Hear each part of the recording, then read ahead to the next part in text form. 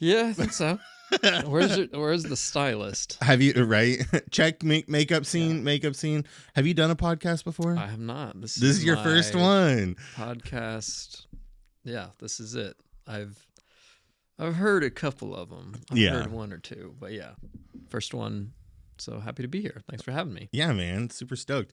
You're the first cinematographer having on the podcast, so it's super cool.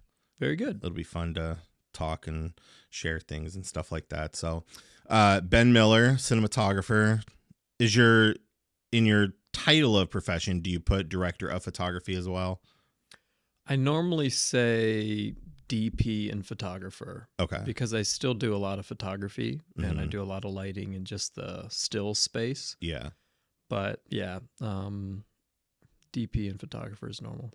What got you into cinematography and photography, and is this something you've always been passionate about? I think as a kid, there was a moment where it's like I realized there was a difference between TV and movies, and I didn't really understand what that was Mm-hmm. or why one looked like what made one look better than the other. Okay. And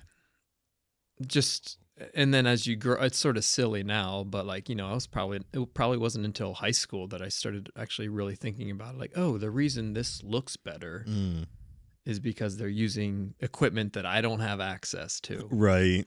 And yeah, it's just, so then starting to pay attention to that. And I know watching movies, a lot of times I assumed it was the editing that I liked. But honestly, it was the cinematography that looked good. And that's what drew me to certain movies. But how I got into it, yeah, my dad, he had a camera all the time when I was a kid. So, I just saw that and I would look through it every once in a while, or he'd let me take some pictures here or there or whatnot. But I thought it was cool, but I never really thought anything about it from like a career standpoint. And then it wasn't until high school that I took a photography class in high school and was black and white film developing and scanning and doing all that. And I really enjoyed it. It was fun. And looking back at those photos is just like, so like, I remember one of the assignments was to take a portrait. Like, what's a portrait? Yeah. And it's just so, but like, okay, so we just take a picture of a person. Okay, sit down, Yeah. And there's like no thought as to like what makes this look good or what Yeah. makes this. It's just like, hey, sit there. Yeah. So it's sort of funny how my brain wasn't even firing in that world in the creative space. Like, hey, but yeah, then I went to Ohio State for biology, and it wasn't until my junior year that I took a photography class because everyone has to take an art class. And it was more of a Photoshop class. And actually, I should rewind real quick. My senior year in high school, I took a Photoshop class. Okay. And this is like Photoshop 2.0. Yeah. I don't even know. So this would have been 2001. It's like the early days of Photoshop. Yeah. I mean, we're talking super, super simple. Yeah. But I should have known that it should have been a very big alarm that I liked this. The fact that I took home, the teacher had printed out the manual and made copies. It was this big, thick thing. And I took that home. I took a Photoshop booklet software because I liked it so much. Okay. And I just wanted to learn about it. Yeah. And so that should have been a pretty big clue right then and there that this sort of world is probably where you're going to find the most joy. Okay. But yeah, then a couple years go by doing a ton of science classes and stuff at Ohio State. And then I jump in this other art class that was very Photoshop heavy. And again, I wasn't really taking photos per se, but I was doing a lot of just stuff within Photoshop that was creative. Mm-hmm. And I remember the teacher asking me, like, why are you doing biology? Like, your stuff's as good, if not better, than all these art students. Mm-hmm. Why are you even? I was like, oh, I just thought I'd do this, whatever. Yeah.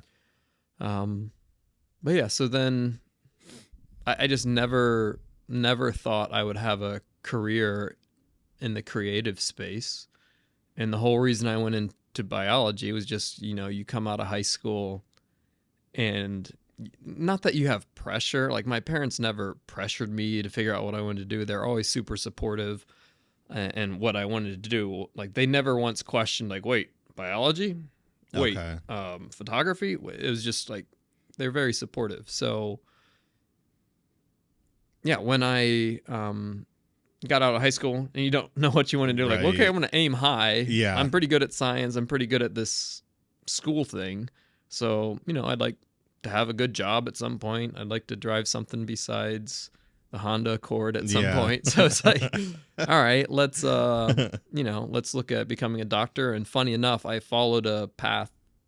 I was looking at radiology. Like that Okay. was just something that interested me where like you're sort of a doctor's doctor where you would look at these MRIs, you'd look at x-rays, and you could work from home. That was the other thing, which at that time Oh, was okay. very different.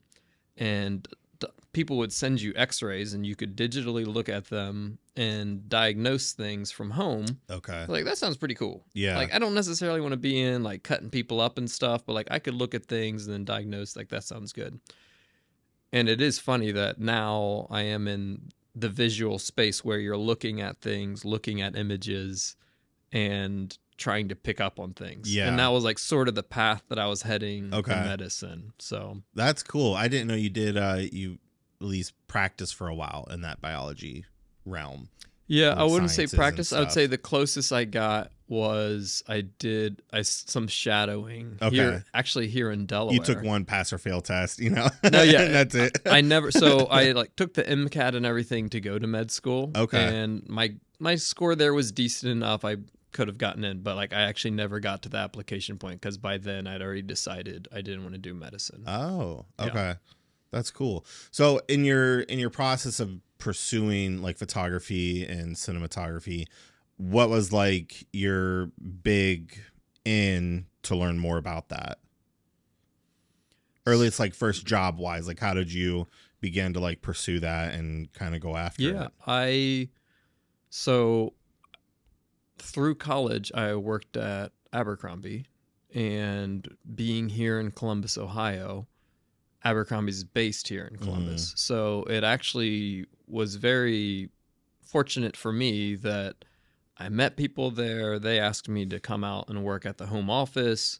And I literally sat at the front desk for 3 years during college, throwing a football, goofing off with a bunch of other guys, and watching people come in and out of there day in day out, saying hi to them. Like I never want to work at this place, right? Mm-hmm. Um, but there was a photography department there, and there's some guys there that would do like travel and go do these A&F films that they would put in the stores. It was called A&F TV. They would go film some guy surfing or some guy Mm-hmm. snowboarding. Like that looks really cool. And Like it's what they would display in their stores like on a loop. yeah, yep. So that'd be Okay. running in the stores, and I should back up a little bit because in high school I was part of the sort of like the news broadcasting team. It was brand new at Delaware Hayes. They like, got all this money, got this studio and these cameras. I don't know what they were. They weren't anything special, but to me it was really cool. Yeah. And as a senior in high school, I did multiple little shoots at my house or out and about and little edits, storytelling where I was actually like putting together a shot, like actual sequence of shots Mm-hmm. and doing it and not just plopping the camera down, whatever. So even as a senior in high school, I had at least, dipped my toes in the shooting and editing space. And I got a really good response from the people at the school. And they're like, yeah, this is really good. And again, just like, I don't know how I would ever make money doing that, Yeah. but I had fun doing that. I really enjoyed it. So even in college, I think it was my sophomore year, I was in a Spanish class and we met 5 days a week for 2 hours every morning, 7:30 to 9:30. Okay. So it was a whole year of Spanish in one semester or Wow. whatever.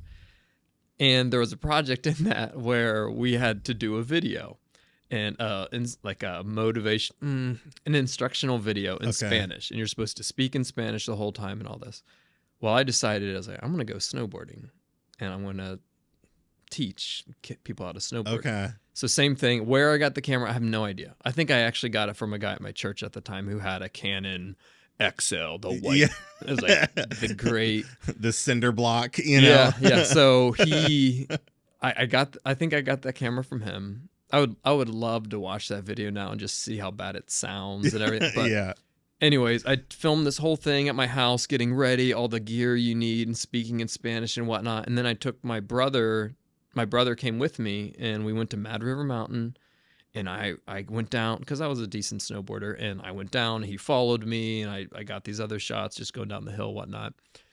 And then I edited this thing together, and I put like a pretty heavy metal song on it, and like it built, like, you know, I'm like explaining how to do everything, Builds the anticipation. and it builds, and like it like kicks into it, and before you cut into like the B-roll of the action shots. yeah. So I edited that together. It was like 2 minutes long, and you know, so here we are, Spanish class is like my time to present or whatever. And everyone else is like, this is how you make cookies. Like doing stupid, just like really lame. And then this thing plays, which felt like a commercial, Yeah. you know. And I remember the teacher, she was just like, this is the best video I've ever, can I use this? So like, and she did not like me. Like I would fall asleep because like I was driving, I was commuting. So like Yeah. had this long drive in the morning. A lot of times I like, just trying to stay awake because she spoke Spanish the entire time. You weren't allowed to speak English. Oh, really? So like I was always dozing off. After that video, she like invited me to her office. 5-star like, A student. She loved me. So that was again like another one of these random moments within my schooling where it was like this clue, like, hey, you're good at this. Oh, okay. And you're in Spanish class, but you're making a video that actually is connecting with people and they really like it. Yeah. So I say all that to say I did have some experience with video and editing going into like leaving college and in the midst of college. And then when I was at Abercrombie and there's this team also doing these videos, I was like, hey, I'd like to get in with them. So and so I'm having all these thoughts at this time where my heart isn't in med school. My heart isn't in that. And I'm starting to get this itch for the creative side of things. And yeah, I mean, it just, I ended up graduating. And even by the end of my junior year, I knew I was like, I'm probably not going to do this. But I was like, I'm a year away. Let's finish it. Let's see what happens. So graduated, got a bachelor's in science, like biology. But then I just kept working at A&F's home office, you know, figuring things out. I was caddying at the time as well, did a lot of caddying. And, but yeah, it was about a year later, a job opened up in the photo studio there, basically doing laydown. So you would take this shirt and you would lay it on this Formica substance, and the camera's up high. Oh, okay. And like this was all pre-lit. They had a team that like dealt like real photographers, whatever. They would come in from New York. They'd light everything. I was literally just a stylist. Okay. And so I applied for that. And I remember like the night before, like I should probably get on the website to like look at what the stuff's supposed to look like. Yeah. So I get on the site like, yeah, t-shirts, just get some whatever. samples, you know. And so I show up the next day and like some interviews with talking with people, but then I actually had to get down on my hands and knees and do the process of like styling stuff, and it was very hard. It's like kind of like flat lays for weddings. That's exactly, yeah. That's like exactly a flat lay.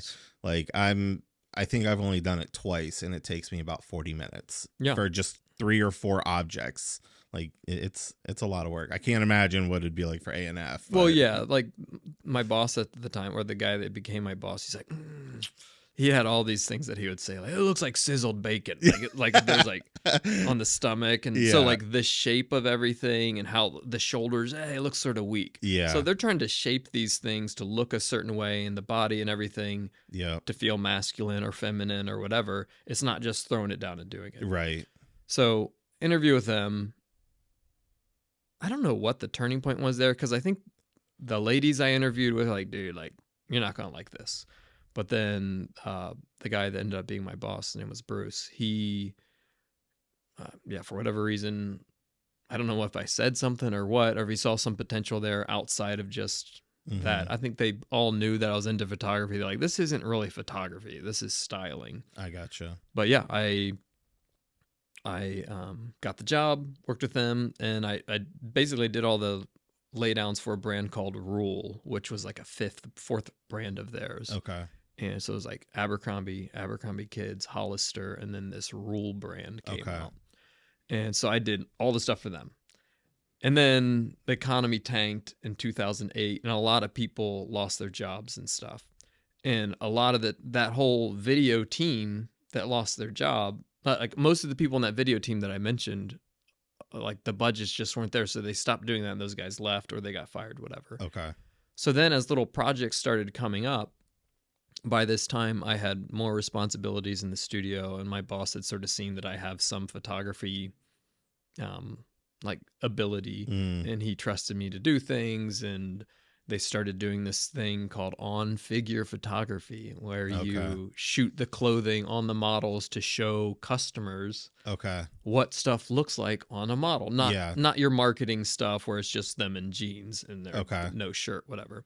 But every item at the every item that's for sale, it would be photographed. But that was like new to them. The CEO at the time did not even like a website. He wanted everybody going to the stores, didn't want anything to do with. Okay. He wanted everybody to go experience the store. So it's Yeah. so I helped with lighting and stuff, and was literally figuring stuff out on my own. It was just like, hey, here's all. They had really good gear, so we had access to all this good stuff, and we would light things. And so he trusted me, and I actually helped start their what's called on figure studio. Okay. So now you go to Abercrombie now, which I still freelance with them.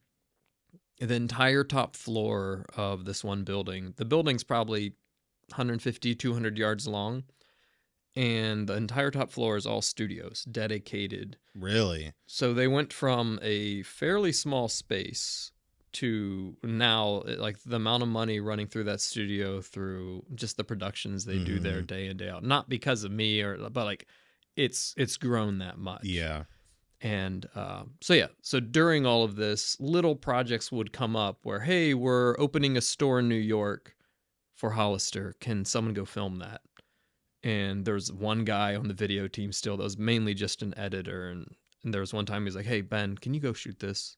So they flew me out there. I was like, I don't know what I'm doing. We're going to see. Okay. So I filmed this store opening in New York. And what was the production side of that like? Did they just like, here's a camera, go capture? Like, was the store already open, or was it a lot of like behind the scenes and just development? It was, I can't remember what camera I used. I think I might have had my own. That's a very good question, what I used.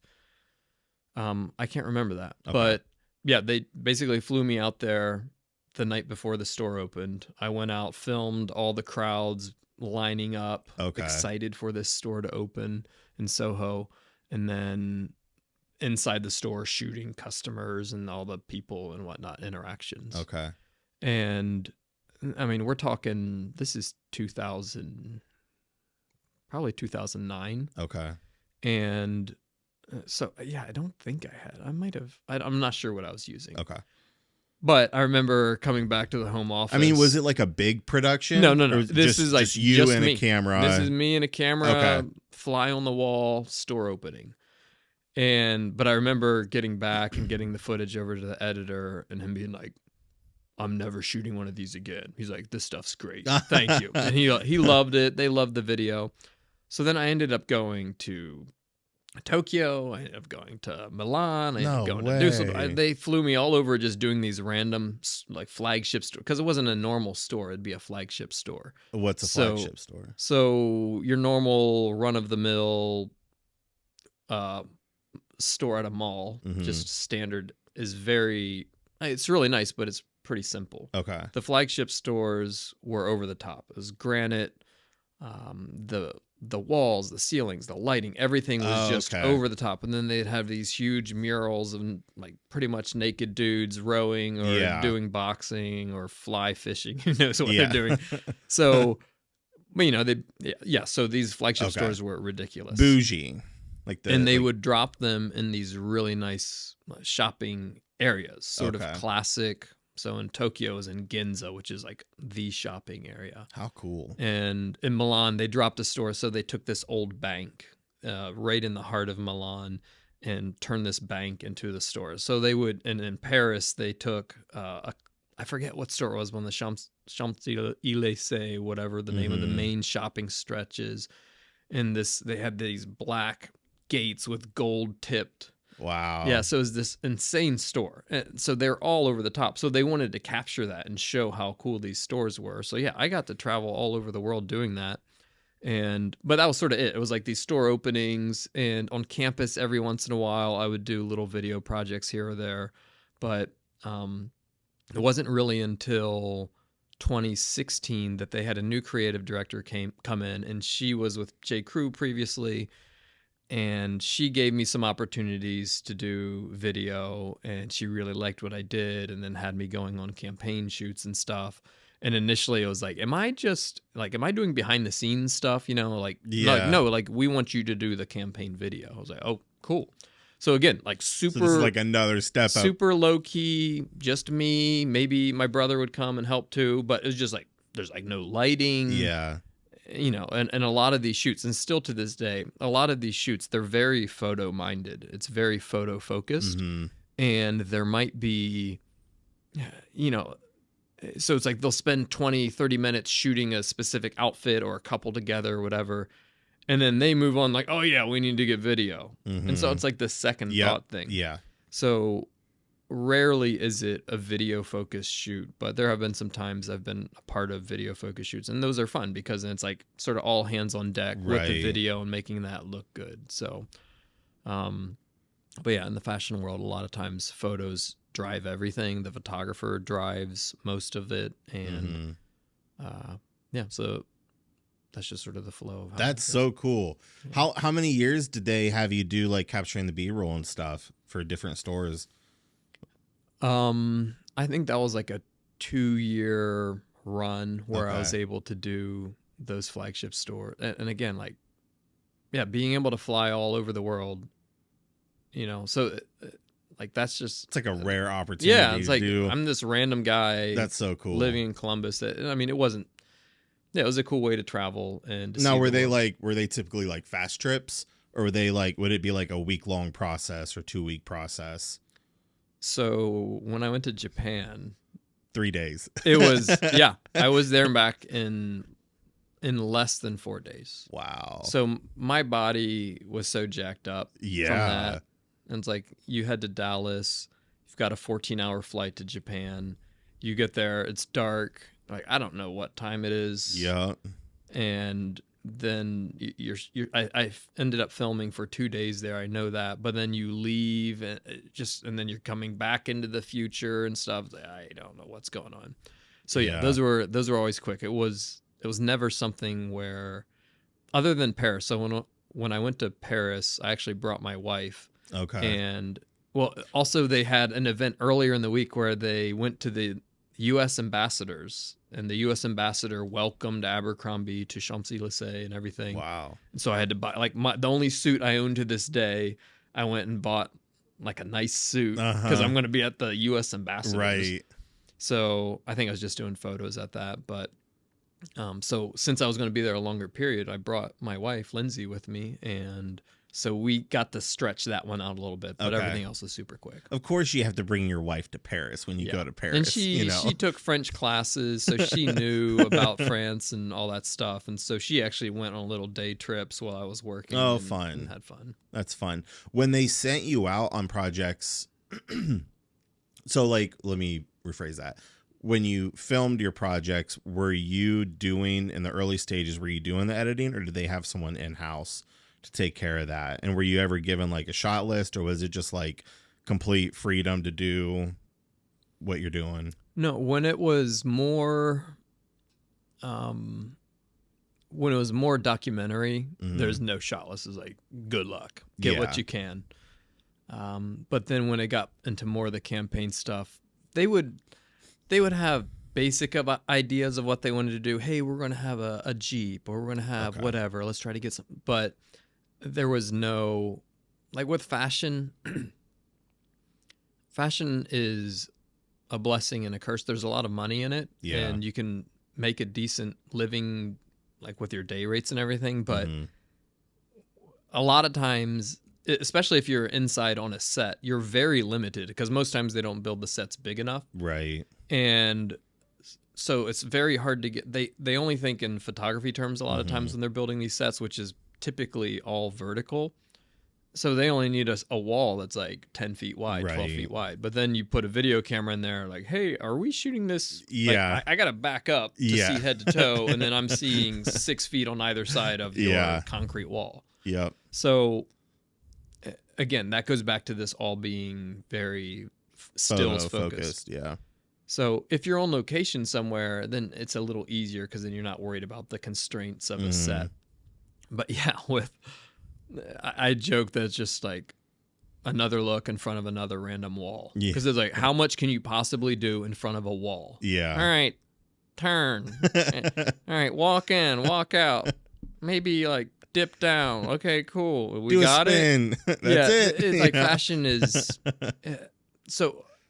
Being more of a storyteller, I'm always trying to think like, okay, they got to be doing something. Right. We got to Yeah. give them a purpose because otherwise, which is a hang up for me.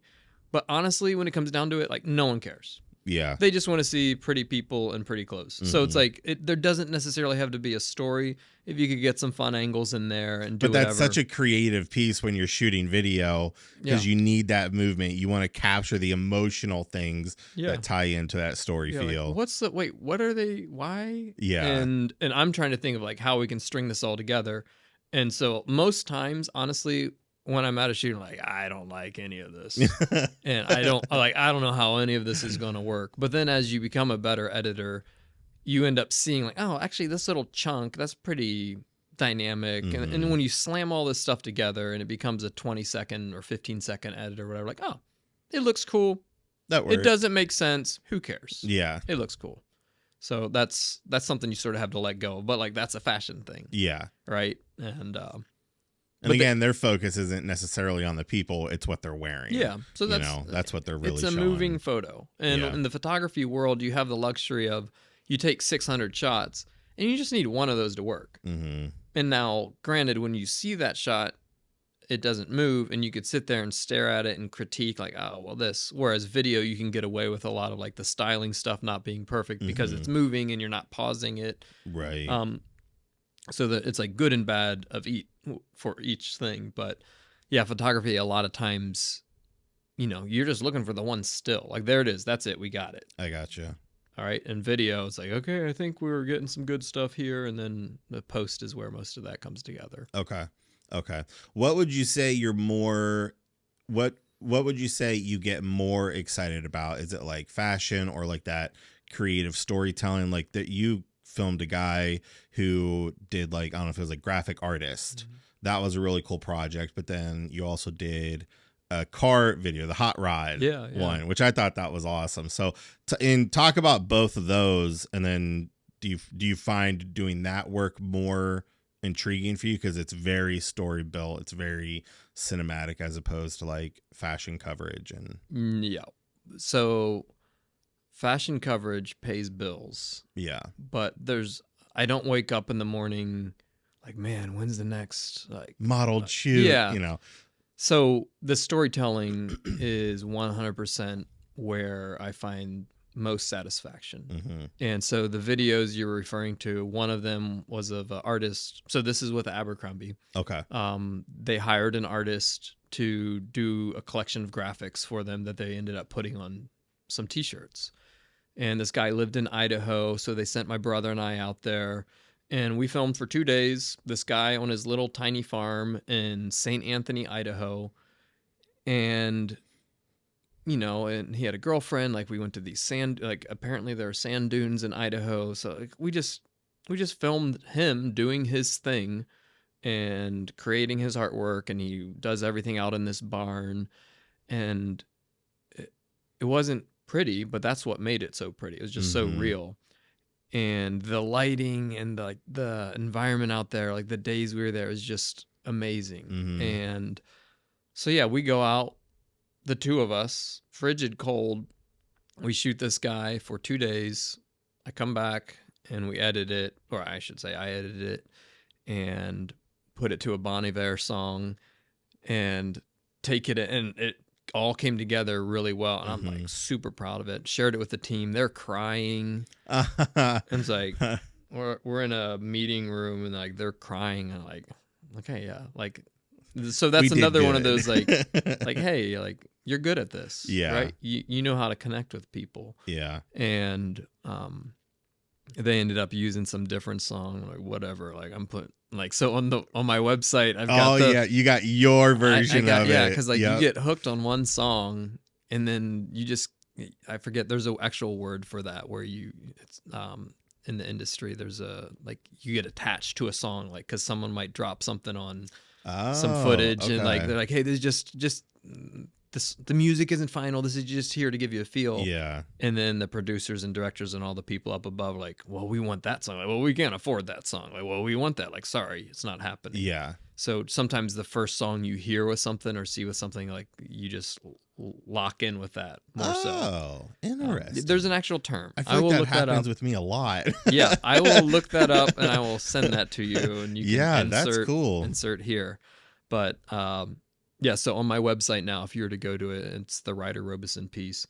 That is something I literally just sent a link to that to um, a producer that I might be working with here soon. I sent that like if you only have time to watch one thing on my site, go watch this because Mm-hmm. this is like one of the few jobs I've done where it's like I'm looking to get back to that Mm-hmm. and doing more of that. It's like this mixture of outdoor, nature, It had a storytelling. gritty sense to it There's too. interview. Yeah, so it's like pulling all that stuff together. Like that's what I want to do. Yeah. That's fun. So like if I could do that the rest of my life and do more projects like that, that would be really fun because like Yeah. you're in a different space, different people, and And you're working with creatives too. yeah, And you're I'm sure you learned so much about what he does and what his process is and how he kind of yeah, just starts from scratch and creating these graphics for t-shirts yeah. and yeah, that'd be Your subject definitely makes a difference because then they liked that so much that they sent us to New York for this other guy, and he's an amazing artist as well. But he wasn't. He was so during the interview, he was so worried about how he sounded mm, and what he was saying that he couldn't really just relax yeah. and just be himself. So it's like he was formulating in his head what he needed to say Okay. and what Abercrombie would want him to say, and he just wasn't being himself. So we got really cool footage, got a really cool story, and we shot him in New York City, walking around the city. We shot him, and he does a lot of his artwork up in Stamford, Connecticut. Okay. And so we like went to his place there, filmed him doing his thing there. So visually it was really cool, but it didn't quite have the authenticity that the first one had because the Mm-hmm. guy just wasn't comfortable enough talking. So you really do have to have everything come together because I can have something that looks amazing and the edit's great, whatever, but if your subject Yeah. doesn't feel comfortable Yeah. or if he isn't being himself, like you could pick up on that and you're like, Yeah. this isn't quite, it doesn't hit the same way. Right. When you were filming in Idaho, logistically, what was your process in getting, because you did interviews with them, but then you also captured B-roll.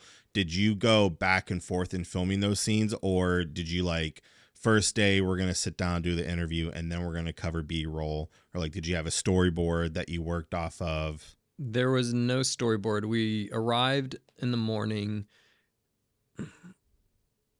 I should think about this. I want to say we arrived in the morning and we got a lay of the land. And then we filmed a little bit of B-roll of him just in his space.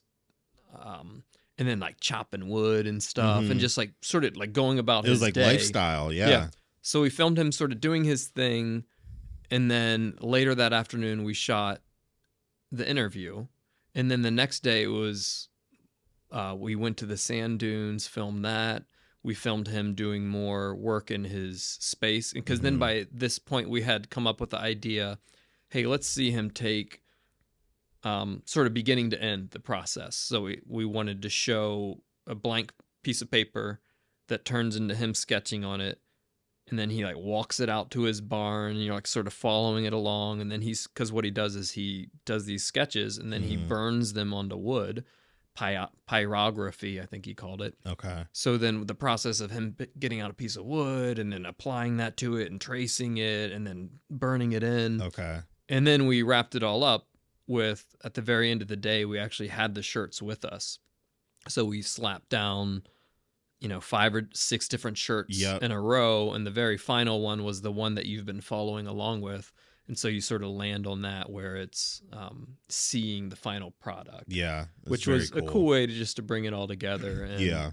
But yeah, he has this like super deep This voice. real grit, man. I was like, mean, this is so cool. Yeah, Like, smoking. it's such a fun Smoking will story. do that for you. Yeah, right. So. Yeah.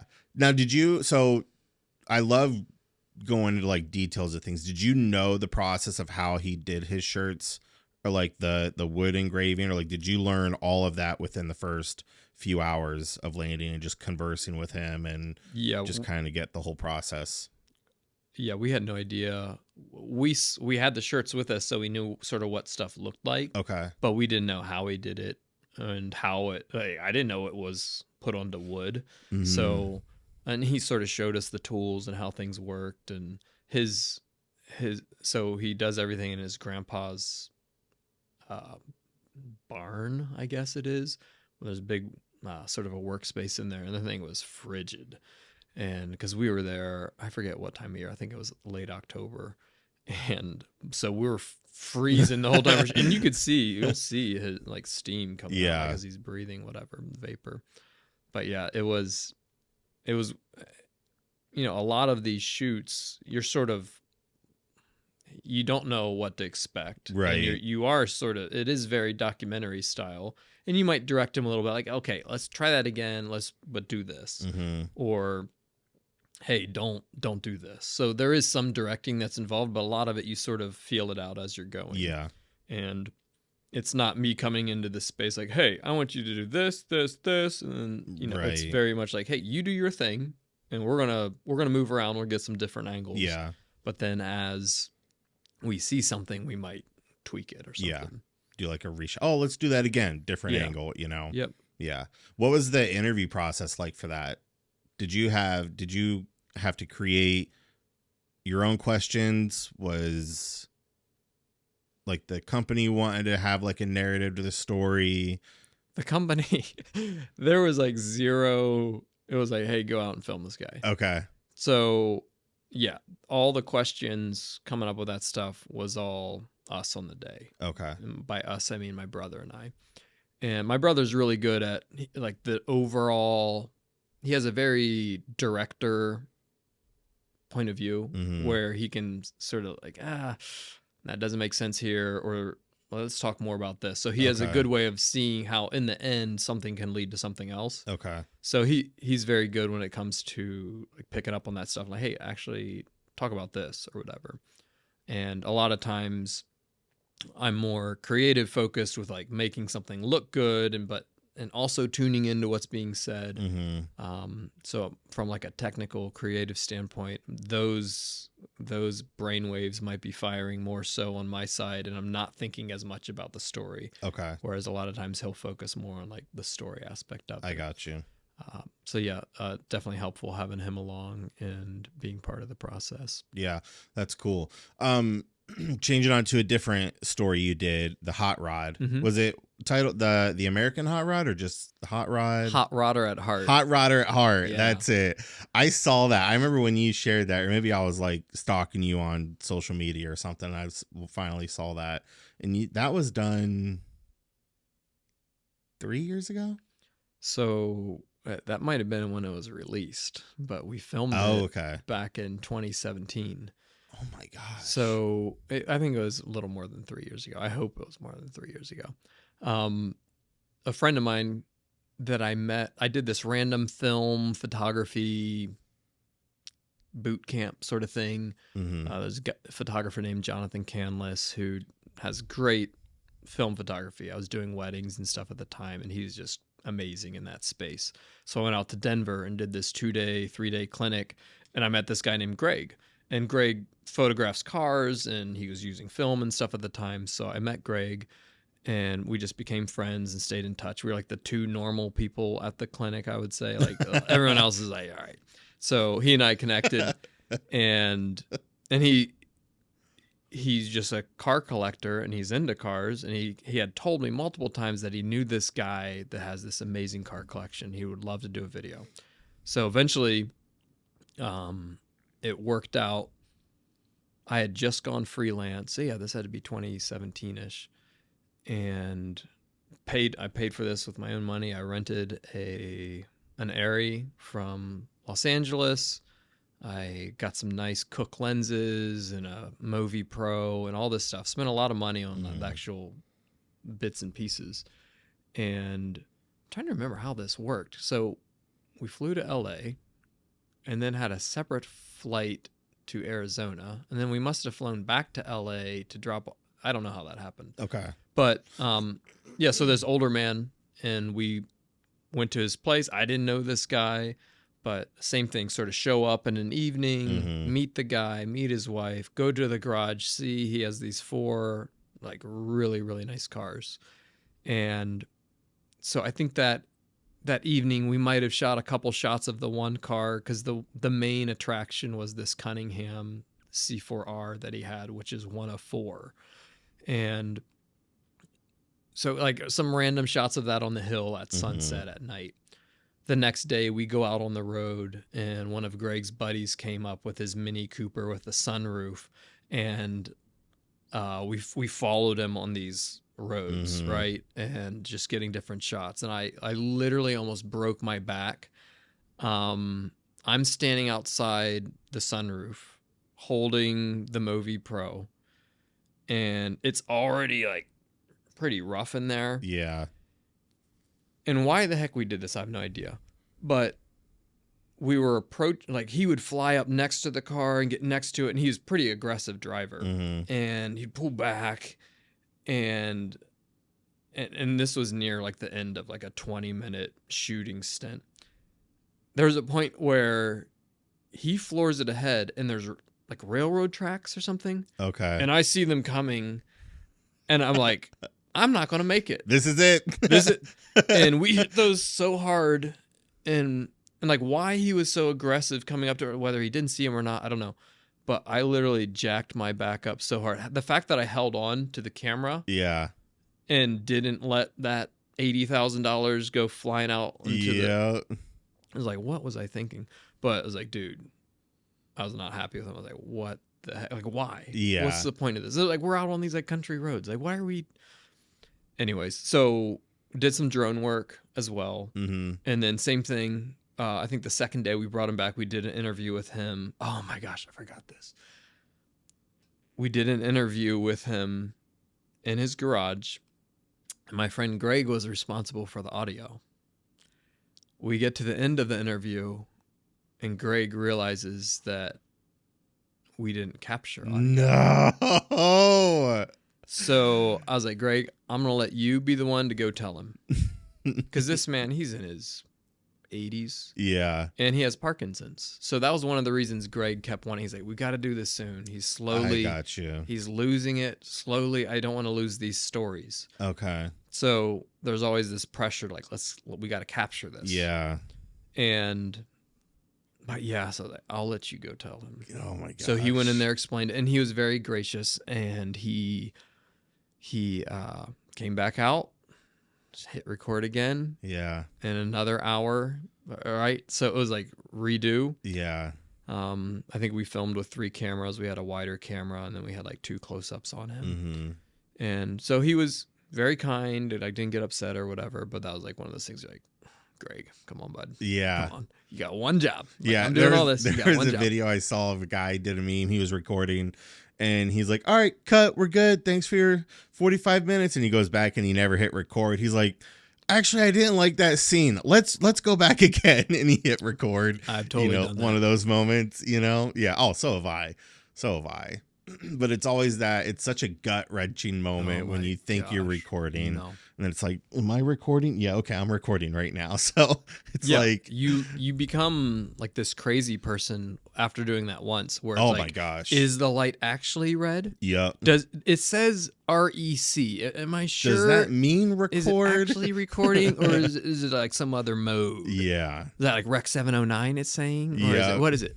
So yeah, and then it's like, okay, I clicked it. It says recording. I got red. Okay, I yep. think I'm rolling on this camera. Like right now, we should check these cameras. I know. Are we I double actually rolling? checked. I double All checked. I right, was you like, double is checked. this recording? So yeah, Okay, I do see it's some. always it's always such a chaotic feeling.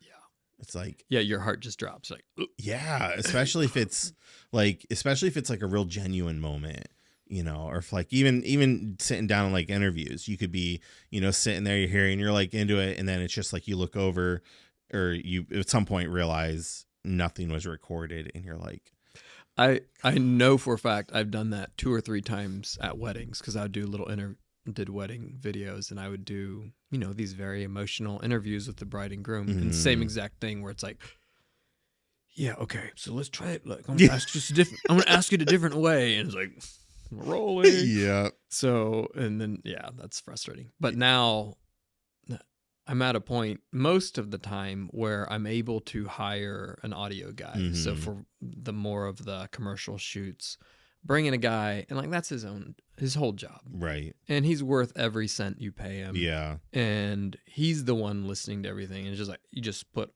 like that is something you don't worry about one bit. Like all of that goes to him. mm-hmm. He knows what he's doing. And when you find a good sound guy, you want to keep it because I've had bad sound, not bad, but just not as good. Yeah. And so I'm really spoiled with the guy I have here in Columbus. And I'll travel with him. I've taken him with me to LA and Dallas and all Is over this the the place. one I've met before?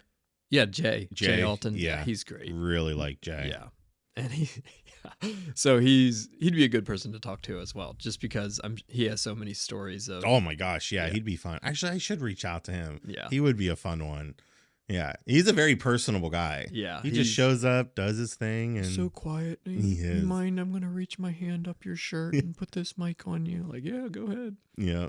Yeah. So he's great, and that like not having that on your plate. So like this is super important. Like if you want to get good, surrounding yourself with good people is so important Mm-hmm. because like those other tasks that can easily get thrown on your plate. And yeah, I could do the audio.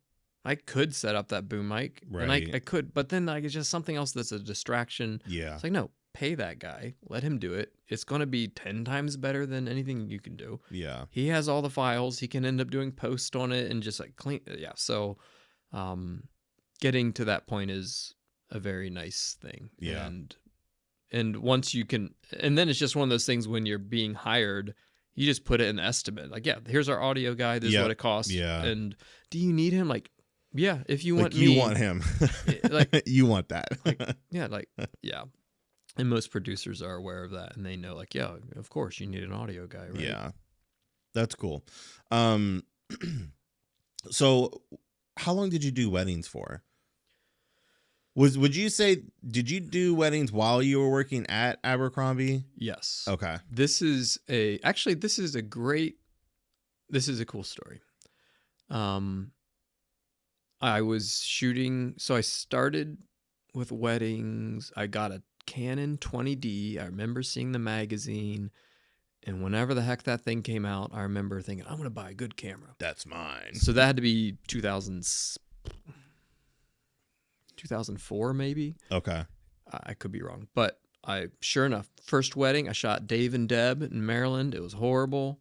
I was out there for, I forget why, but like I did photography at first. And then once the 5Ds came out and video, like opened up in a huge way with the 5D, I started, there's this couple at Abercrombie that I knew that was getting married, and she was like really hot, and I was like, oh man, I want to shoot her. Mm-hmm. So I knew she was getting married. I was like, hey, I'll do this thing for free. Just let me come. So like, yeah, sure. Like we didn't plan on having, so I just filmed them, and I used that video to book more, and then I booked more and more and more, and yeah. So at that point I was doing like both photo and video together, and then I sort of got to a point where the videos were way better than the photos, Yeah. and I was flying I had a couple fly me to Switzerland to Mm. do a wedding video, That's and right. I saw that video oh too. my Yeah. gosh, dude, it was just Because they that was the had, what best. was their, was it a Rolls Royce? Some Or classic, yeah, Bentley or something? something It was an stupid. older vehicle. But they were like the nicest people, and like Yeah. still to this day, Bettina and Martin, I highly doubt you'll ever see this, but they're just the best. And so like the opportunity to travel like that. Yeah. But as you know, Mr. Sam shooting all these wedding Hmm. videos, the amount of time on post production, like with photos, you can shoot the photos, and I can come home, put on a movie, put on a show, be in my living room with my kids running around, and Hmm. edit at the same Yeah. time. So it's like a very almost like a factory process of making selects, picking the photos you like Yeah. best, organizing them, making them look good. With video, that is not the case. Nope. You have to listen, you have to watch, you have to go through it, you have to pick out the points, you have to like Repeat five organize. second parts of songs to line the footage Yeah, 30 times in a row before you move on. it's so much more of a crafting. And that's why, like, taking the time to do that is not easy. Right. But I had pride in when I did, and I wanted to do a good job, and I knew how much they loved them, and so I wanted to just make these great videos, and so I'd put a lot of time and energy into them, and I'm really proud of a lot of those videos, and Hmm. they're like, honestly, that sort of shaped who I am now and what I'm able to do in the storytelling. Like when you're shooting run and gun documentary weddings, Hmm. and you're in that high stress environment, like that is super helpful for me now, and like dealing with, granted, like it's not the same, but it is the same in terms of like the stress of the day and like having to Right. get it, and you don't get a second chance, and you just got to Right. nail it. Is Yep. it in focus? Are you recording? Like all that stuff that like trains you. Yeah. So, but yeah, the post side of that was just wearing me down, where I'm working full time at Abercrombie, and then in the evenings, so my son at the time, it was a baby, and in the evenings, it's like I'd come home, spend time with him, and 8 o'clock he goes to bed, and then I'd edit from 8:30 to 1 in the morning. Hmm. So I had this work all day, spend some family time, edit until late at night, work all day. Oh, it's the weekend, great. Oh, guess what? You're shooting a wedding. Yeah. So it was too much, and I started having this. So 2013, this is probably, and I'm already thinking like I need to get out. I can't do both. So either I'm just going to do the weddings and start pursuing video work, photo work as a freelancer, Hmm. or I'm going to stay at A&F, and because my job at A&F was like I never took it home. It was like everything was in the studio. A lot of Right. other people Like once working there. you're done for Yeah, the day. it's like you're And done shooting, you go home. I'm not yeah. answering emails or anything. So it was like it's like, okay, what do I want to do here? Do I just want to like do that? Yes, I have to like clock in, clock out essentially, Yeah. and then come home and be free, or do I want to try to pursue this other thing? So this is like such a cool. I'm rocking my son to sleep. It's like he's like 18 months old, whatever. I don't know. Maybe he's like 9. I don't know. But he's a baby, and I'm He was in the middle of 9 to 18 yeah, months. somewhere between there. He was heavy. But I'm rocking him to sleep, and I'm just like having this conversation in my head about him. And I sort of imagine him as a teenager or an adult coming to me like, Dad, what do I need to do in whatever situation? What should I do here? And my future self told my future son, well, like, what are you passionate about? Hmm. What do you like? What are you really drawn to? You should pursue those things. And I'm like patting my future self on the back, like that Hmm. was a good answer. Yeah. But then what I didn't expect was future imaginary Ward, my son. He's like, well, did you do that? And I'm just rocking him like, and I had the realization right then and there. I was like, I cannot tell my son to do something that I'm not going to do. So I can't tell him to pursue his dreams if I'm not willing to pursue it. So it was Okay. like, that was the click that, nope, okay, I'm going freelance. I'm not doing this thing where I'm doing the safe route, Yeah. right? Because truly nothing is safe. Right. Like, you could be fired, whatever. So it might feel more stable, but it's not safe. So there's only so much stability. So from that moment on, I knew I was like, I can't tell. I was like, I got to try. I got to try to go freelance. I got to try to pursue this. And if I go for 5 years, 3 years, and it doesn't work, great. At least I could say I tried. Mm-hmm. But I can't tell him later on to pursue his dreams if I'm not going to try it. Yeah. So it took a few years from there for like the opportunity to really open up and for the everything to line up. But yeah, was able to go freelance in 2017, and here we are, almost 2026, Yeah. and almost been 10 years, and God's provided for us every step of the way, and just like doors opening and stuff. It's been really good. That's So cool. That's yeah. very cool. So eventually when you went full-time freelance, was that kind of like it for weddings? You're going to focus more on Yeah, I the other thought, aspect of cinematography and photo and things yeah, like that?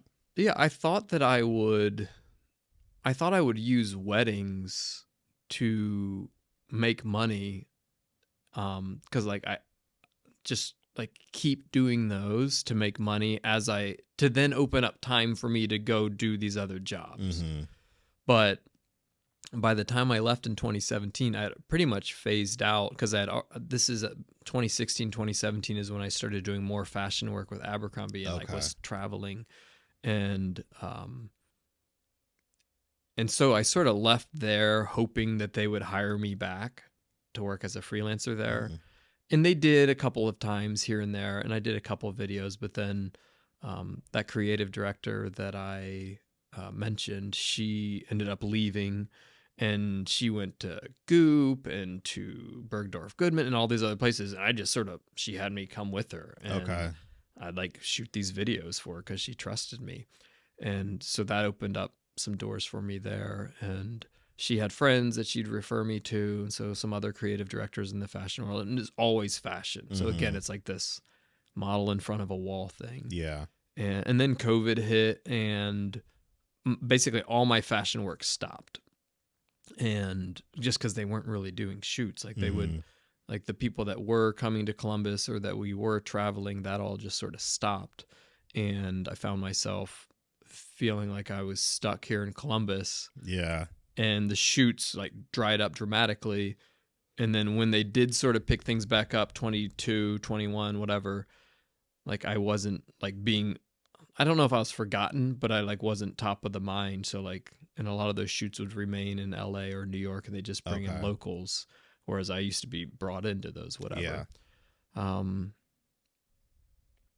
But yeah, so I started doing more. I've done a lot of work with some pharmaceutical companies and some other corporate stuff, and then other random storytelling things. Mm-hmm. And it's sort of been all over the place. But I still, like I said, I still freelance a lot with Abercrombie in their photo studios.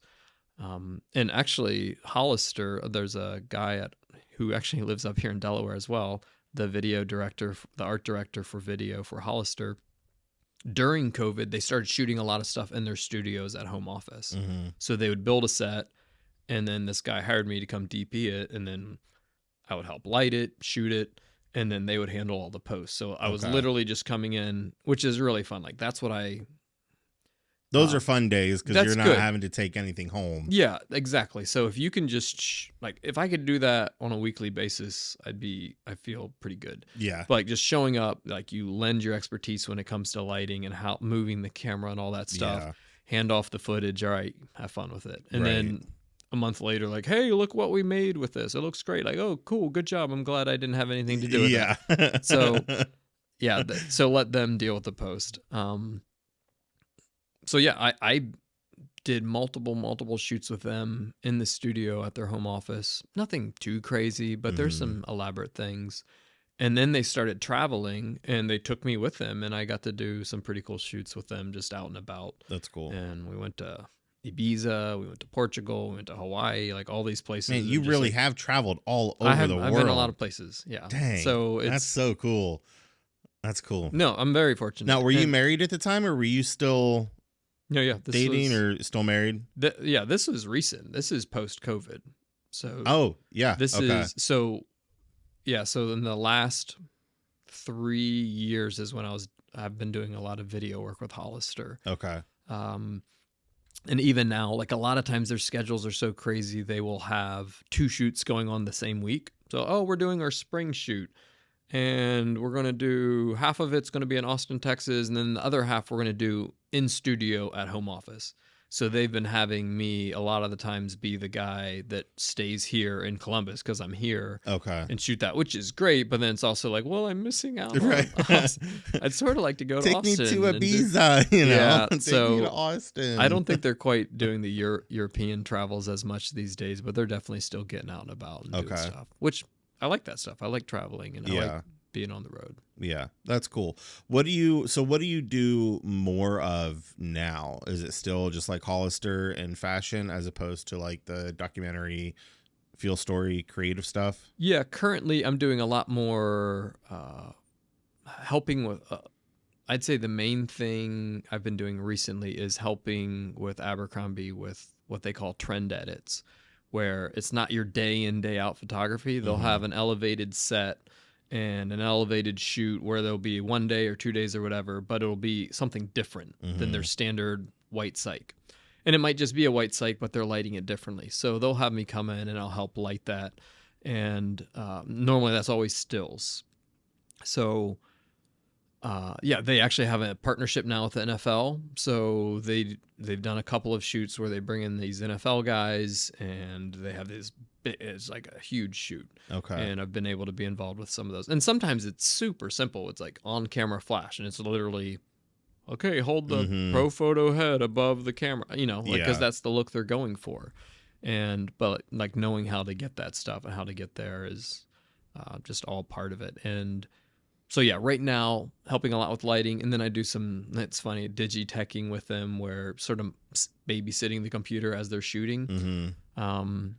But yeah, that's sort of currently now, and there's some doors opening up elsewhere as well. But just like this life is just such a roller coaster of sort of doing a little bit of everything, and I don't have a ton of control over what it is I'm doing all the time. So, the past 10 months, 12 months, I was doing a lot of stuff with this pharmaceutical company and traveling and doing these more of like a production with audio and a team and lighting and all this stuff. And those just sort of disappeared. I was like, all right, I don't know where all those went, but okay. So, so you got to do what you got to do. Okay, cool. Awesome. One question, and then we'll change gears a little bit. If somebody, knowing what you know now, out of, you've been in it for almost 10-ish years, 10 years, knowing what you know now, experience what you have experienced, what is something you would tell someone if they wanted to pursue a career in like that whole media genre scene? Yeah, I think the thing... Give us the wisdom of Ben. I'm very fortunate. Like my circumstances, the fact that I lived in Columbus, the fact that I was able to get a job at Abercrombie in their photo studio, the fact that that was able to transition into that team being let go and me filling that void to do some video work.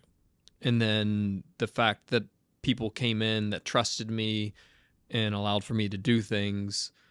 Like, because if I wasn't there and they had to look for someone, like there'd be people all over like wanting that job to go do that thing, but I just happened to be there, so I got thrown into it. Yeah. So I've been very fortunate. I do believe that's all God, like steering this stuff and allowing for this random guy with a biology degree that doesn't have a film background, like all this stuff that I've been able to do all these cool shoots and all this stuff. And so I have,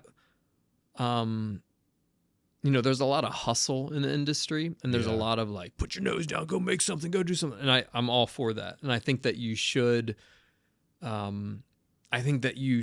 pursue things that you're interested in and shoot those things because it will lead to work that you want to do. So, not all the work you do you want to do. So an example of this, I'm into triathlons. I do triathlons. I'm into the sport. I follow it. I was listening to a podcast on the way here with Olav Alexander Boo talking about training So Mm-hmm. like I'm just into like that whole space. Yeah. So Iron Man's, all that stuff, love it. And I was there was a race a few years back, and I noticed it was like a very high level race, and I noticed one of the athletes had an Ohio State logo on his jersey. Like, who the heck is this guy? Mm-hmm. And he was like a sub that, like, for whatever reason. And so I found him on Instagram. Sure enough, it's this med student at Ohio State. His name's Matthew Marquardt. And he's this beast of a triathlete that lives right here in Columbus. So I reached out to him, hey, if you ever need photos, if you ever need video, Mm-hmm. I just love the sport. I can help you. So sure enough, we did a couple random shoots just out in New Albany or whatever, Okay. doing photos. And then he would have a partnership come up like, hey, I've got these sunglasses partnership. Can you do some photos? Or I've got these new wheels. And so I just shot these little things here or there for him Yeah. and no cost, right? Just, I like it. Yeah. And he came, about 6 months ago, he came to me, hey, I want to do this video series on Instagram talking about how I balance med school and Ironman. Mm-hmm. I went to his apartment, set up 2 cameras, set up lighting, brought my own stuff, filmed it, didn't charge. Just did it because I like it. Yeah. And I want to help the guy. Never thinking like, well, this is going to get me to the next, just because I like it. Right. And sure enough, just 2 weeks ago, he's like, hey, Ironman has this new partnership with Ruvi. Ruvi is an indoor training platform. There's like Zwift and Trainer Road and all these different platforms. Okay. Because a lot of athletes spend time, especially here in Ohio or in the Midwest where it's cold, like a lot of time you spend on your bike. And if you live in the city, it's hard to get out of town. Like you gotta drive 30 minutes just to get to some Right. roads that you can ride on. So cycling's such a huge part of triathlon that, he spends a ton of his time, like 90% of his rides, on a trainer indoors. And so Ruvi is one of these companies. They've partnered with Ironman, and Matthew is sort of known to be like a very good cyclist. Okay. So they're like, Matthew is going to help do this video for Ruvi. So he asked me, hey, would you be able to do some video and photos for this Ruvi partnership? And this is 2 weeks ago. I was like, yeah, absolutely. And then he throws in, yeah, they actually might be able to pay you. And I was like, cool. Yeah. So he introduces me to the people at Ironman. I just had a talk with them on Thursday, less than a week ago, and met the folks, 2 of these producers at Ironman. Sort of got to introduce myself, tell them how I'm in the sport, how I do races, I'm into it, I'm interested in it. Sent them an estimate for like a half-day shoot with this guy. They approved of everything. So now there's like this opportunity. Ironman they do a lot of content where they'll go follow, whether it's a pro athlete or just some random Joe that lives in Minnesota, Yeah. that he's training for his first Ironman and he has an inspiring story. They do a lot of content, and even more so over the last few years, they've really picked it up with YouTube and like producing stuff. So here I am, just naturally shooting stuff that I'm interested in, and it sort of leads to an opportunity. I don't know. I mean, I'm going to do this thing here just before Christmas and basically just hand it over to them.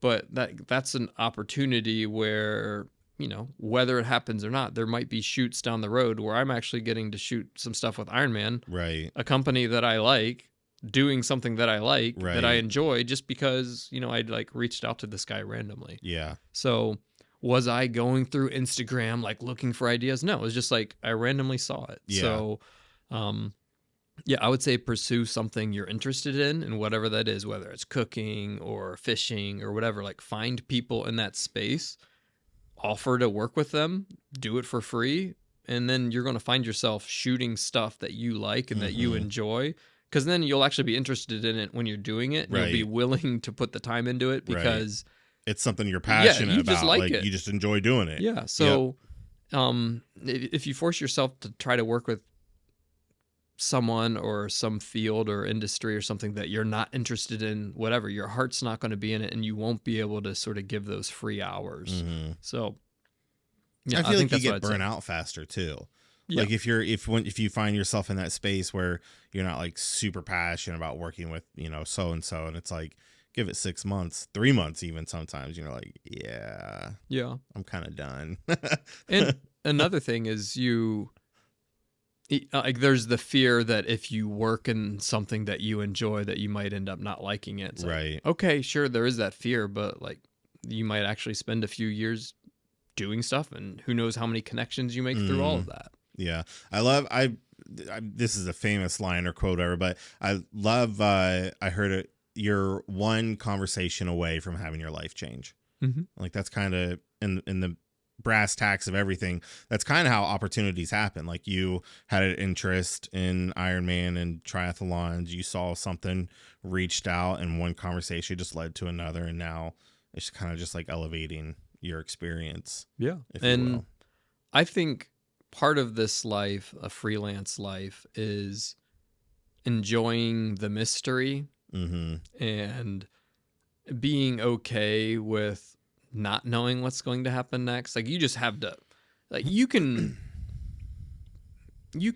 try to formulate how things are going to work out. I've Mm-hmm. done that 100 times. Oh, well, this is going to happen. Oh, I'm going to get that job, Yep. and then that's going to lead. And it never happens. Yep. Like it just things never work the I have that way. thought once a week. Yeah, It's like, oh, dang you it. think you can connect dots and you can't. Yeah. You just can't. So, like being okay with the mystery. Like I said, it's just I think that's part of being a freelancer, and you know, being thankful for what you have, Mm-hmm. being thankful for the opportunities you do have, making the most of every opportunity you have, and yeah, again, like you have to be comfortable with being uncomfortable. Mm-hmm. Yeah, that's good. So you recently did, how many Ironmans have you done? So triathlon is, why are you laughing?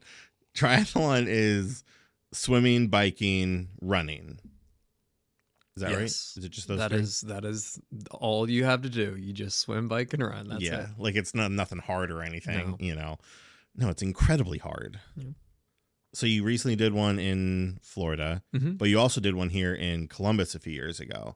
So it's Or in actually Delaware. up in Sandusky. Well, so Ohio used to do a half Ironman. So half Ironman is they call them 70.3s because it's half the distance. Okay. So Delaware used to host it. And what happened, I don't know. I know a lot of people complained about the bike course being like really ratty. So Delaware stopped hosting it, and I think they took a year off, and then Sandusky started hosting it. So the last 3 or 4 years it's been in Sandusky, which is up near Cedar Point Mm-hmm. on Lake Erie and all that. And that's actually it's a really nice.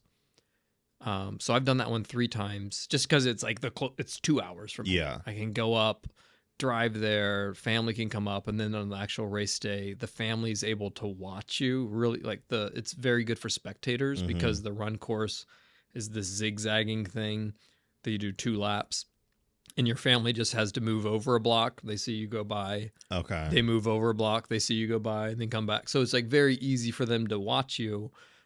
Whereas most races is just like, all right, see ya. Yeah.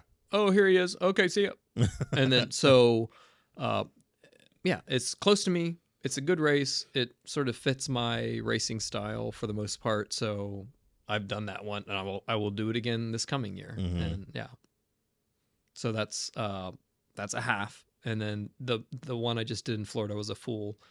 And So what's a full? Half is 70 point. What is that? 70.3. 70.3. So the full is 140.6. So you do a 2.4 mile swim, and then you do a 112-mile bike, and then you Okay. do you run a marathon, 26.2. Wow. So then the half is a 1.2 mile swim, 56-mile bike, and then a half marathon, 13.1. Okay. Is there any specific reason why they go in that order? I think people would die if they they did the swim last. Okay. So like heart reasons and stuff, they just do that first. Okay. And that's just that's how it's been. Okay. There are some places in some leagues where they will do like a swim they'll do like a swim bike swim or a swim or a run bike run. So it's not always that, but like the standard protocol is swim bike run. Okay. Okay. What's your process like to go into training for something like that? It is a year-long situation. 7 days a week in the gym. It is Because it's endurance training. it's all in it's it's a lot of endurance. So Yeah. it's yes, I will do 7 days. So Monday, I'm a little injured right now, so I'm not currently doing building for anything, but Monday will be my off day, Mm-hmm. but there's always an optional swim. So I normally would swim Monday, Wednesday, Friday. This is like the standard schedule that a lot of, not a lot, but many people can follow, and it just works. So Monday is like an easy swim where you're working on form and technique. Mm-hmm. Wednesday will be a fast swim where you're doing a lot of like high end speed. And then Friday will be an endurance swim where you're doing longer chunks where you're doing 500s or thousands and like just getting into that zone. Okay. And then I'll have a bike Tuesday, which was normally a harder, like a faster, harder effort bike, Mm-hmm. 90 minutes, 90 minutes to 2 hours. Thursday will be a hard run, which same thing where it's probably like 60 minutes. You're doing intervals. Mm-hmm. Saturday will be a long bike, 3 to 4 hours, followed by a run, maybe like half hour to 45 minutes. And then Sunday's your long run. So you swim, you bike, you swim, you run. Mm-hmm.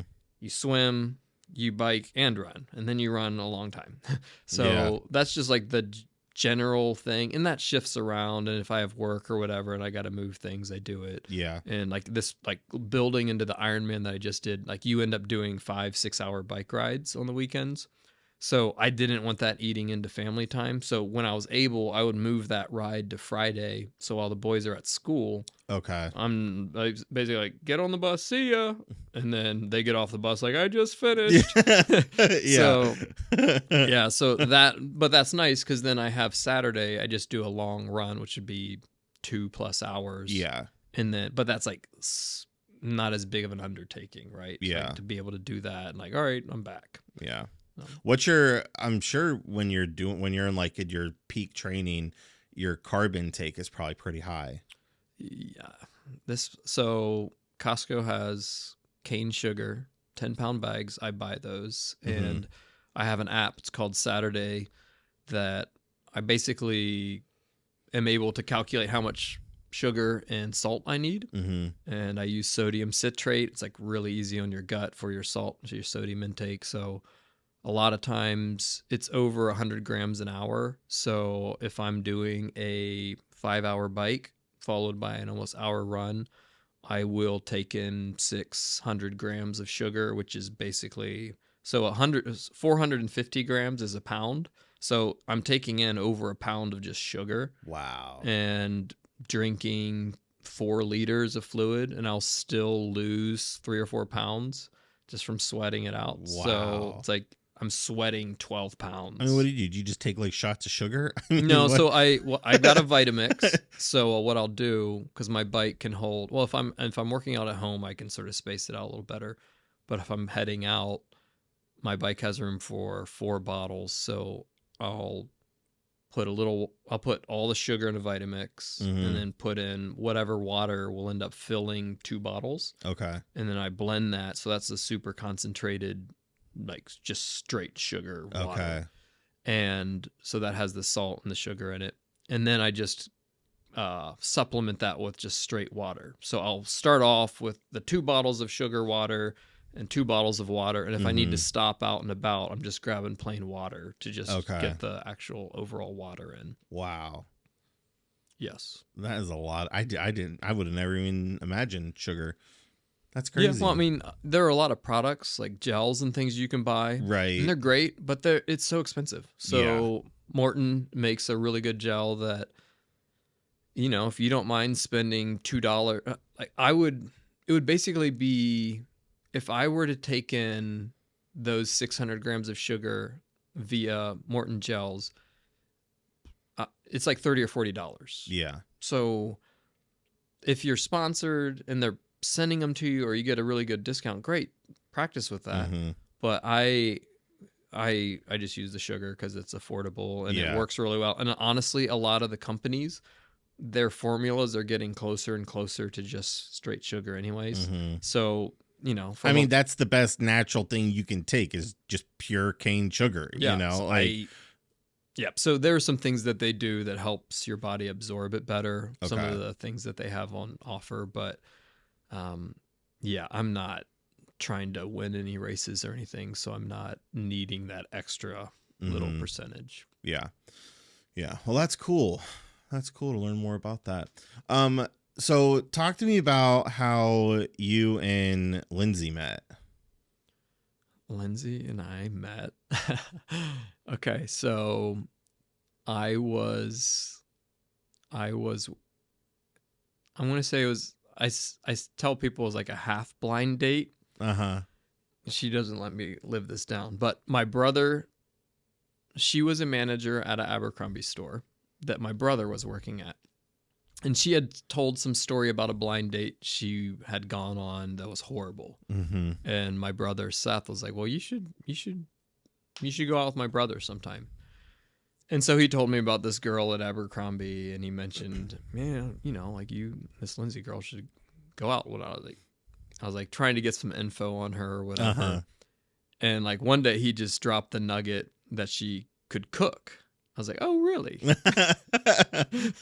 And I remember I had, because like I grew, I mean, I think we were just talking about like having home cooked meals is like something that I grew up with. Yeah. Not sorry, I was talking with the lady at Trader Joe's Yeah, it about wasn't this. us. We hadn't No, had this no. conversation yet. So it was this morning at Trader Joe's. I was talking with her about Thanksgiving and the benefits of home cooking. So he tells me that she's this cook. I was like, well, does she cook or does she bake? Because Mm-hmm. everyone likes to bake, but like cooking is I different. don't like baking. Yeah, good. You know. You don't need to. Yeah.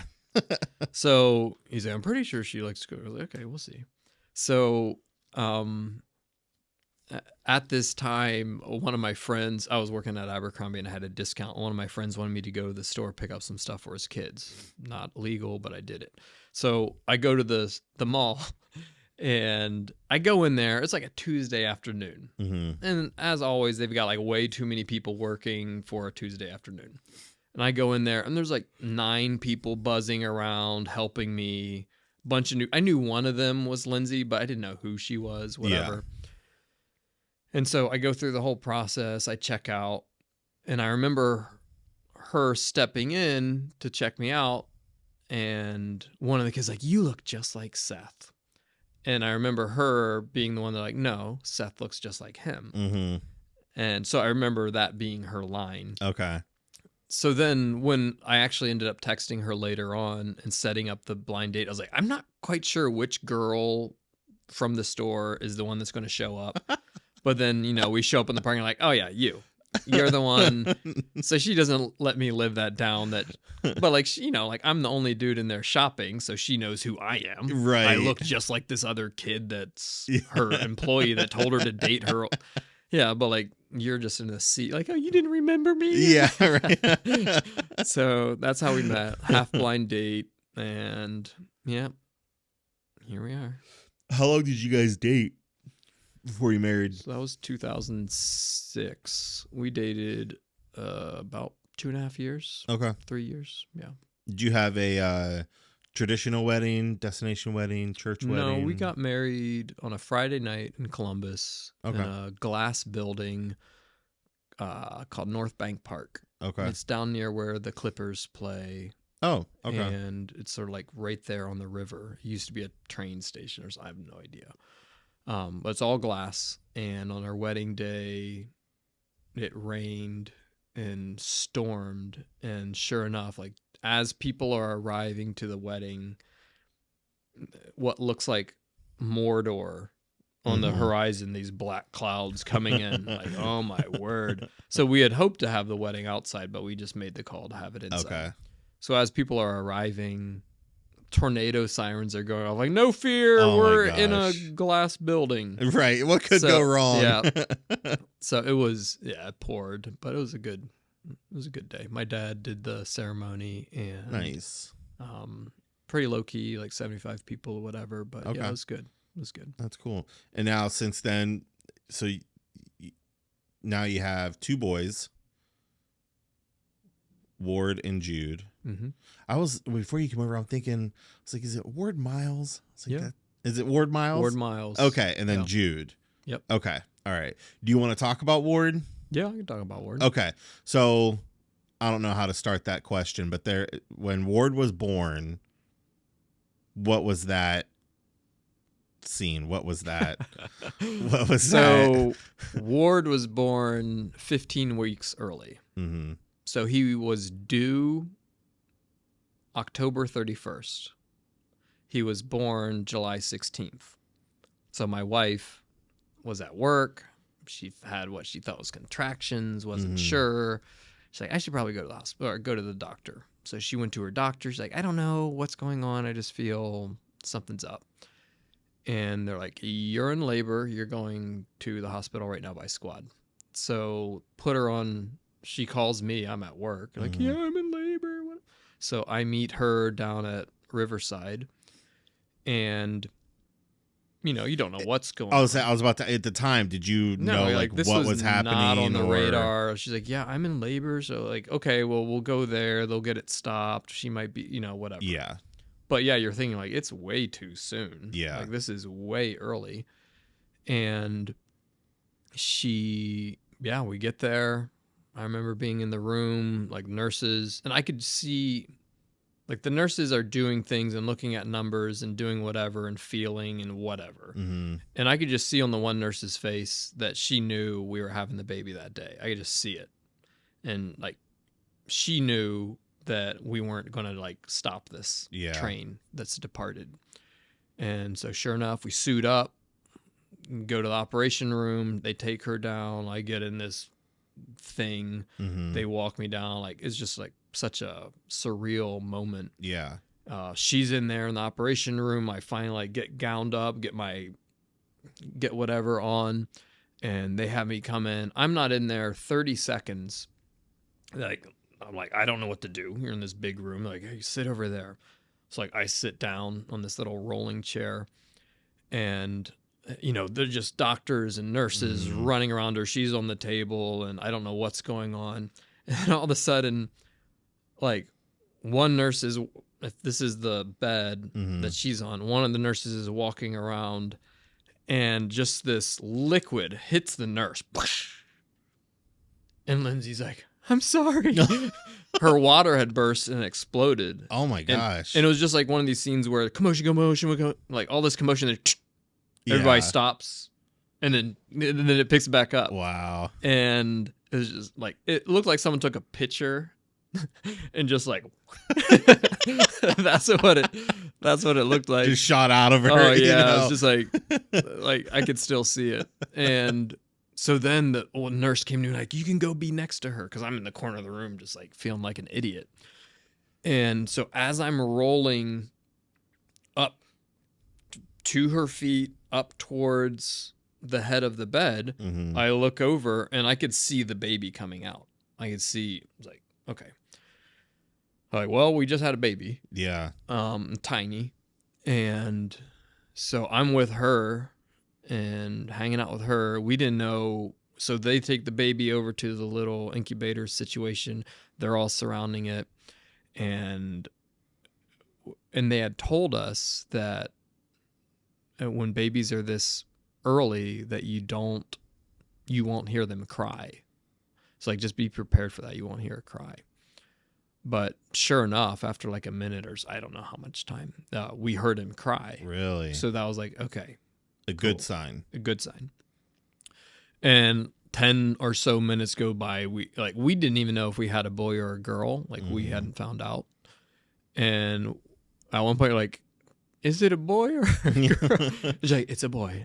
And so like we were crying and stuff. And she's like, do you know what you want to name him? And just in the heat of that moment, because we were sort of going back and forth between Ward Miles or Miles Ward. Okay. My grandpa was Ward Miles Miller. So okay. we're like, his name's going to be Ward Miles. So that was just craziest day of my life, craziest season of my life. Yeah. With my son being in the NICU. We were there over 100 days. They moved him to a different NICU here in town, to Children's Hospital.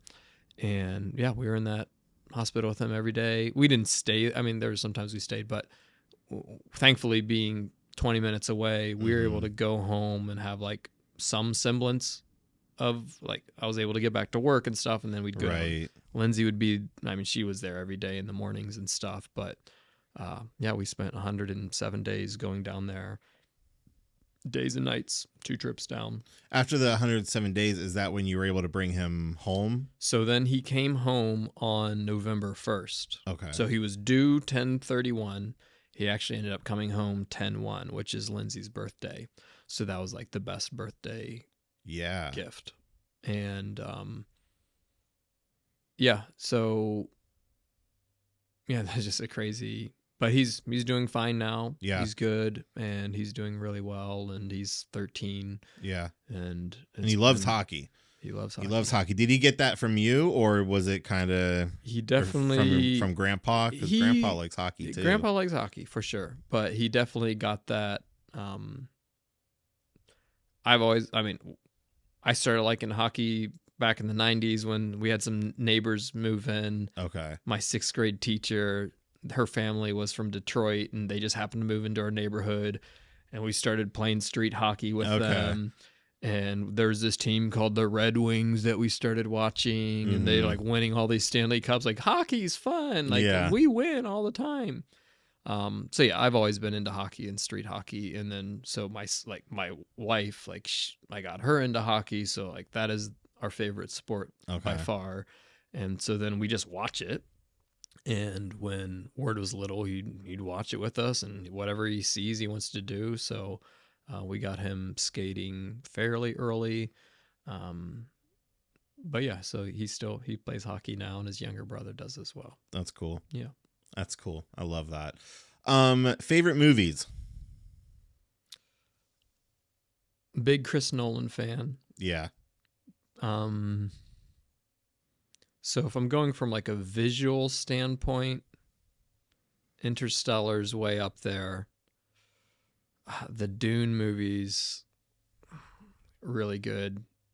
I think I like Dune 2 more than the first. In terms of just like a story,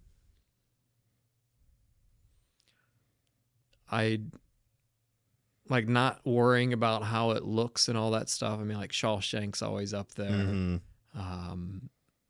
But even movies like The Natural, which is like about a baseball player, Robert Redford.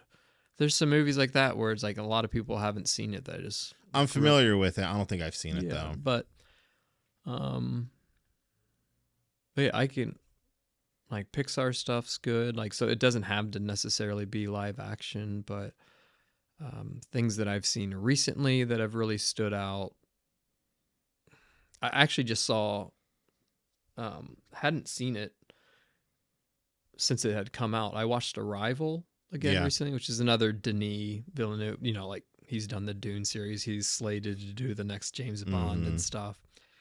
And I actually watched it when I was on one of these long bike rides in my basement. And I'm like down there, I'm like crying on my bike trainer. So that's happened more than once. And yeah, that's such a... when you're tracking all the emotions and you're biking. I'm probably actually a little extra emotional when you're working hard. Like you're just like a little more on the edge. Yeah. But that's Arrival's such a great movie too. Yeah. I know. I remember you were talking about it. The last corporate thing we did, and I watched it like a week or two later. Yeah. But then I stumbled upon that movie Super 8. Yeah. And I was like, man, I haven't seen this in forever. Yeah. I was like, that's like a hidden gem. Yeah. Super 8. I'm not into horror stuff or like there's a certain point where I just check out. So I did watch Sinners. Did we talk about this? Yeah, a little bit. So it's like I've heard about how it looks and all this stuff, and I'd watched some stuff with the director talking about all the different formats they did and whatnot. So I watched that for the most part, and then when it got into some stuff, I was like fast forwarding, just like I'm not interested. Yeah. Like I just sort of not silly, but I don't know. Yeah, the concept of it I think was a really cool idea, but I didn't know it was a vampire movie until they started like displaying certain scenes. So spoiler if you haven't seen Sinners, it's a vampire movie. But there were, like I was telling you, there were certain moments when like he'd be fighting his character, but then you literally see his stunt double's face. So like Yeah. then you know it's not him. Yeah. And my thought is like, how do people not see this? Like, how do they not catch stuff like this? You know? But yeah, overall the movie was just kind of like, meh. I don't understand what the hype is. Yeah. No, But I mean, I thought it looked good. The music was amazing. yes. And this is one of the things that I actually really enjoy being able to do with my boys. Again, like I said, it wasn't until I was in high school that I even started thinking from a how did they do this point of view. So now like I'm sort of introducing my sons to that production side of things earlier. Like, guys, like think about this. Like how did they do this? Like that's amazing how they did this. Or think about the music. And they like actually can catch on to things like, is this Hans Zimmer? Like, yeah, it is. Oh, okay. So like they're actually paying attention, like, oh, there are people involved that are very talented, and this guy gets pulled into this project and he has a certain sound that's Hans. Yeah. And like so they're just noticing things at a much earlier age, which I think will help them like go even further, you know. So that's the hope, is that they, you know, long term, I'm hoping that at some point I could be involved with some feature length projects in some regard. Whether that happens or not, who knows? But I think that'd be fun. Like once the boys are older, to be able to take on a longer term project like that, and because just being a part of the team and the crew and all that stuff is just really fun. And with the commercial stuff or the fashion stuff, it's just like one little short day or 2 days, and it's just a quick little blip. So that, you know, with features, they're doing it for a prolonged period of time. You like become part of this family and you get to know these people and stuff. So I think that'd be something that I'd like to do, I think. Yeah. Yeah. I would think that'd be fun.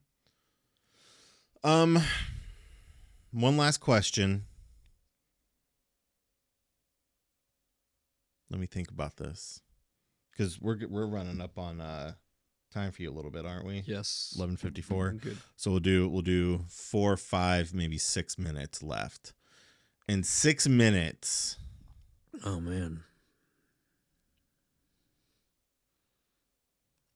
Oh, here we go. I had a younger gal on here, I think last week or 2 weeks ago, but she was hitting me. She was 23 and she was hitting me with like questions for like people who have done life. And she looked at me, she goes, looking at yourself now, are you pleased how everything aligned up to your life to where you're at now? And if there's, what would you change in the past if you could change something? Or what do you find to be the most beneficial experience you've had leading up to where and who you are now? So if I could change something, what would I change? But overall, what has life been like? Right? Yeah. No, philosophical I mean, like, question. We're getting deep. That's the thing. It's like, in the end, you have so little control. So are there decisions that I've made that have led to certain things? Absolutely. Did I know they would lead to certain things? No. And that, again, sort of goes back to the mystery and not knowing how things are going to shake out. I think we sort of touched on it already with that moment with Ward where it clicked that I can't look him in the face when he's 18 and give him advice that I didn't take. So I think that is one of those moments that I can remember it like it was yesterday. Yeah. Remember how I felt, remember being surprised by it, and need to be reminded of that sometimes. But yeah, I can't genuinely tell anyone to do anything that I haven't tried myself. Right. Like there's a part of coaching where you know, like maybe you have to have the experience. You have to have that. Like I might not know how to do a particular hockey stop or something. Yeah. But I could tell the guys like, you need to go faster. You know, like there's like this base level of experience you can have, and then like a specific, but like from a basic point of view, I can't. Yeah, I'm just not comfortable with coaching my kids or myself, or not necessarily myself, or like my brothers, say, or anyone, if I haven't done something already. Yeah. So, or at least tried it. Because then you're just sort of a phony. If you're Right. like, oh, you didn't do that, you should try it. Like, Yeah. no, that's not how. Yeah. So That's the definition of fake it till you make it. yeah. In my And there are times, I mean, I'll be honest that there are times where I feel inadequate. I feel like I'm showing up to a shoot that's bigger than me, bigger than what I'm capable of. Like, man, what? And there's always this fear of, what if they ask you to do something and you don't know how to do it? Yeah. What if they give you some inspiration, a photo, and you don't know how they lit it? Yeah. Right? Like, there's always that fear, like them giving you something and like, sorry, I don't know. What do you mean you don't know? Like, I just don't know how to do that. So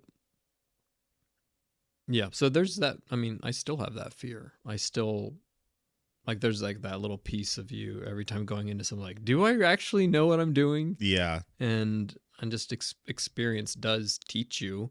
And if you don't know how to do it, like, that's the fun of it, is like learning how You get to to do learn it. and Like, okay, well, let's look at this.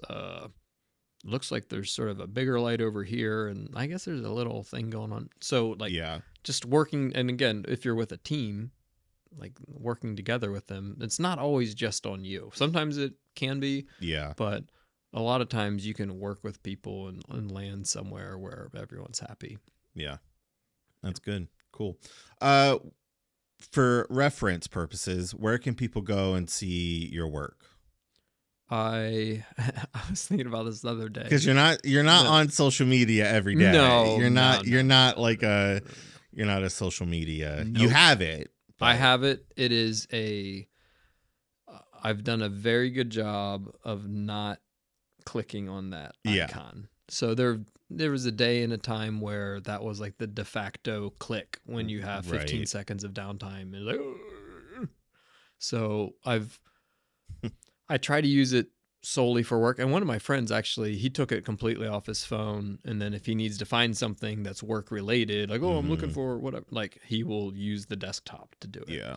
So I've been able to stay off Instagram, but it's still there. And if I do have projects that I'd like to share, I will go there specifically just to share it. And I sort of use it more of like a Google search, where, like with these triathletes, I follow a lot of triathletes.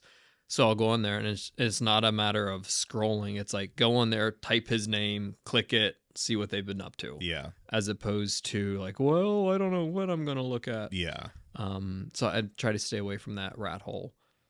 But yes, I do have a website. And the reason I was snickering is because I remember there was a time in the late 2000s where websites were like a thing. And you would go to a website because you liked it. And because maybe they're doing something different, maybe it was Flash, maybe it was whatever, but like, oh, this is a cool website. Yeah. And I was just driving the other day. I was like, do people still, I mean, I know every company has a website, but I wonder if they're putting the thought and effort into making it this destination where people want to go. And because like everything now is just like, you have your profile on Instagram, that's what people follow. Right. You have your LinkedIn, whatever it might be. And people, like, it's basically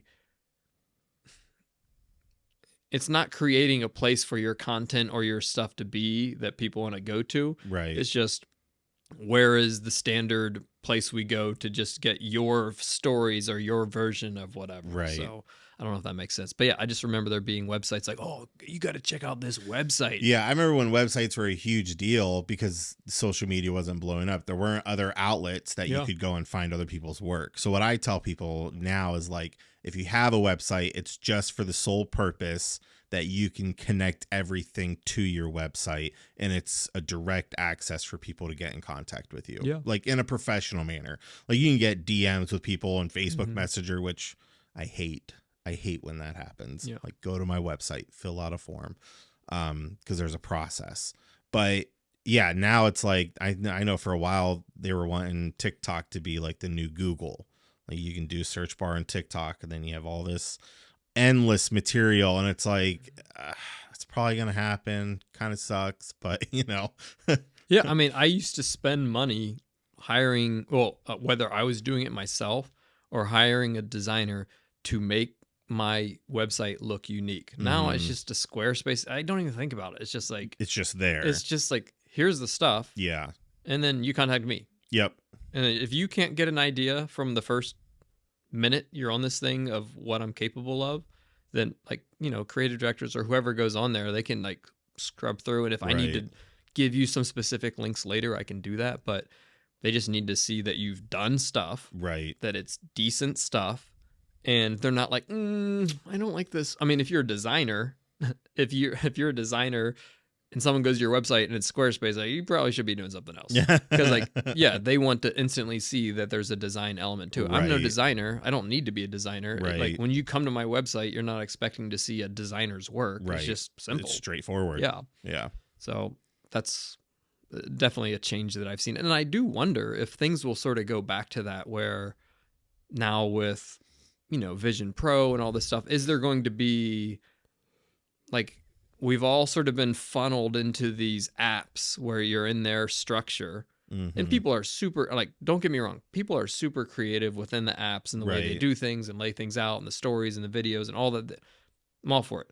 I don't like the grind of posting 2-3 times a day. Like I want no part of that. I just don't want any part of that. Yeah.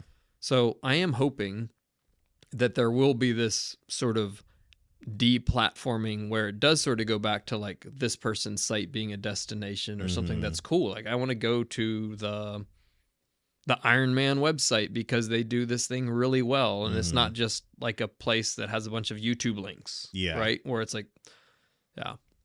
Yeah. So who knows? We'll see. So website. It is benjaminscott.com, and there's one T on that Scott. benjaminscott.com. One T, thanks to my dad, thanks to who knows, and yeah, benjaminscott.com. Awesome. I love it. Well, this has been good. Go check out some of his work. It's worth watching. Thank you. I'm a huge fan. Thank you. Huge Thanks fan for of having what you me. do and how you capture things. Yeah, and thanks for coming on the show, shooting the bucket, and yeah, as always, bearsdon'tfly.com. Subscribe, follow, like, do all the things. Done. Done.